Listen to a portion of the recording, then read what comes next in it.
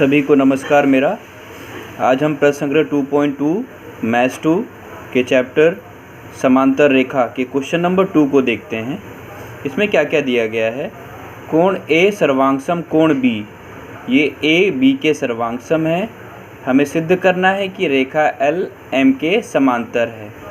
तो कैसे साबित होगा ज़रा देखते हैं। पहले ए और बी पर चर्चा कर लेते हैं कि ए और बी में कुछ रिश्ता है क्या। अगर रिश्ता या संबंध मिल जाए तो हमारा काम आसान हो जाएगा। हम देखते हैं क्या क्या इन्फॉर्मेशन हमारे पास है। बहुत छोटा सा आंसर है, अच्छे से समझना है आपको। कोण ए सर्वांगसम कोण बी है, तो कुछ याद है। अगर ऐसा कोई एंगल बनता है जो क्रॉस में होता है, ये ए क्रॉस में है ना, इसके देखो क्रॉस में दिख रहा है आपको। तो ये कौन सी प्रॉपर्टी आप बोल सकते हो या कौन से नियम के हिसाब से आप कह सकते हो? ये एकांतर कोण के नियम के हिसाब से। हाँ, अगर ये अंदर वाले के इक्वल होता, वो भी एकांतर कोण से आता। लेकिन ये ऊपर है, ये नीचे की तरफ बाहर क्रॉस में, तो या इसे हम कह सकते हैं बाह्य एकांतर कोण, बाहर की तरफ से। ठीक है, एक्सटीरियर अल्टरनेट एंगल जिसे हम कहते हैं। तो ये हो जाएगा आपका बाह्य एकांतर कोण से। ये कौन से नियम से आ गया? बाह्य एकांतर कोण से। तो हम कह सकते हैं कि रेखा एल जो है, बहुत ही छोटा आंसर, रेखा एल जो है समांतर होगी रेखा एम के। ये जानना जरूरी है आपको कि हमने डायरेक्टली कैसे लिखा। अगर संगत कोणों की एक जोड़ी सर्वांगसम हो, या एकांतर कोणों की एक जोड़ी सर्वांगसम हो, या अंतः कोणों के बीच में अगर मैं संबंध साबित कर देता हूँ, तो मैं डायरेक्टली कह सकता हूँ कि वो रेखा क्या है? समांतर है। तभी तो ये सब इक्वल चीज़ें मिल रही हैं। तो रेखा एल समांतर रेखा एम, यहाँ पर रीज़न आएगा एकांतर कोण कसौटी से। एकांतर कोण कसौटी से सिद्ध हुआ।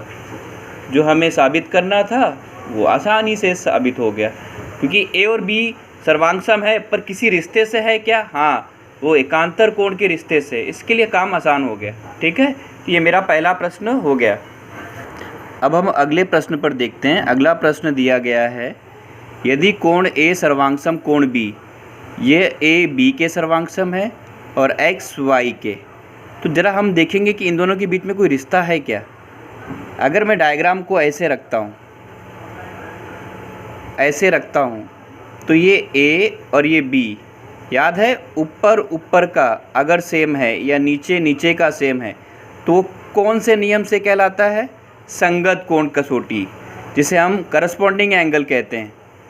तो ये देखिए आप, बी ए के बराबर है, जो दिया भी गया है। कोण ए सर्वांगसम कोण बी, कौन से नियम से लग रहा है हमें?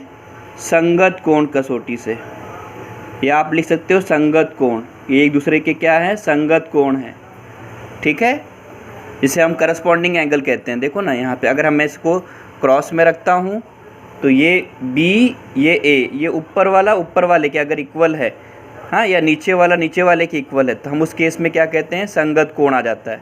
लेकिन अगर क्रॉस में रहेगा तो एकांतर कोण कहते हैं। तो ए बी के सर्वांगसम है, इसका मतलब रेखा एल रेखा एम के समांतर है। रेखा एल समांतर है रेखा एम के। तथा दूसरा काम कर लेते हैं हम एक्स और वाई के बीच में रिश्ता बताते हैं। एक्स और वाई उन्होंने दिया है पहले से सर्वांगसम। तथा कोण एक्स सर्वांगसम है कोण वाई। कौन से गुणधर्म से लग रहा है? ये क्रॉस में है, अर्थात एकांतर कोण। एकांतर कोण, इसका मतलब रेखा m और n, क्योंकि एकांतर कोण किस पर बन रहा है? m और n पर बन रहा है। तो रेखा m समांतर है रेखा n के। ये एक नॉर्मल सी बात है, ज़रा अच्छे से समझना है। l m के समांतर है, m n के समांतर है। इसका मतलब l n के समांतर होगा। ये हम जानते हैं। अगर l m के समांतर है, m n के समांतर है, नॉर्मल सी बात है। अगर मैं कहता हूँ सीता गीता के बराबर है और गीता रीता के बराबर है, तो इसका मतलब रीता सीता के बराबर होगी। उसी प्रकार समांतर रेखाओं की भी एक प्रॉपर्टी है, अगर एक बंदा दो रेखाओं के समांतर है तो वो जो दो रेखाएं हैं वो भी आपस में समांतर होंगी। तो हम कह सकते हैं, यहाँ पे हम नंबर 1 डाल दें, नंबर 2 डाल दें, तो 1 तथा 2 से रेखा L समांतर रेखा N आ जाएगा। और यहाँ पर हम रीज़न लिख सकते हैं समांतर रेखाओं के गुणधर्म से, समांतर रेखाओं के गुणधर्म से। तो इस प्रकार जो हमें सिद्ध करना था वो सिद्ध हो गया, सिद्ध हुआ। समझ में आया होगा आप सभी को।